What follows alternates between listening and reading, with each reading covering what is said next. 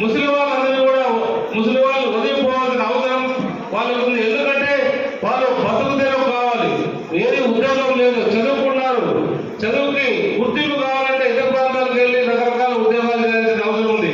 అలా వలస వెళ్ళిన వాళ్ళ సంఖ్య 25,000 జనాభా దాకా ఉంది. అది బెంగళూరు కావచ్చు, హైదరాబాద్ కావచ్చు, అనంతపురం, ఇతర ఏదైనా ప్రాంతాలు. వాళ్ళందరిలో కనీసం ఒక 8,000 నుంచి 10,000 మంది ఇక్కడ ఈ కల్లూరు ప్రాంతంలో వాళ్ళకు ఒక ఇండస్ట్రియల్ ఎస్టేట్ కూడా, ఇండస్ట్రియల్ ల్యాండ్ కూడా ఉంది. అంటే మనం పరిశ్రమ స్థాపించాల్సిన ల్యాండ్ కూడా ఆల్రెడీ 1000 ఎకరాలు ఇక్కడ తమ్ముల దగ్గర అందుబాటులో ఉంది.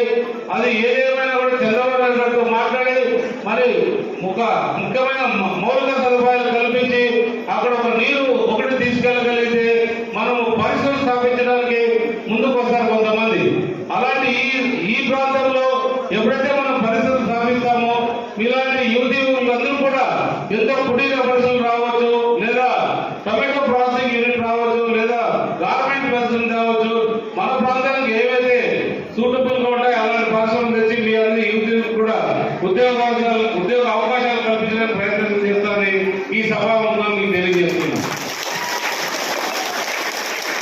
చాలా గ్రామాల్లో ముఖ్యంగా ఆడవాళ్ళు ఇబ్బంది పడుతుంటారు.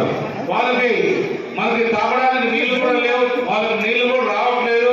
పొలాయిలన్నీ కూడా చాలా బోర్లలో కూడా నీళ్లు ఎండిపోయినాయి, పొలాయిలు లేవు. చాలా ఇంటింటికి పొలాయి అనే పథకం కూడా మన చంద్రబాబు నాయుడు గారు మన సూపర్ 6 పథకాల్లో పొందబడడం జరిగింది.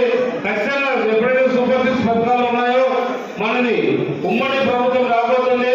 ఉమ్మడి ప్రభుత్వం అంటే పవన్ కళ్యాణ్ గారు, నరేంద్ర మోడీ గారు, చంద్రబాబు నాయుడు గారు, ఈ ముగ్గురుతో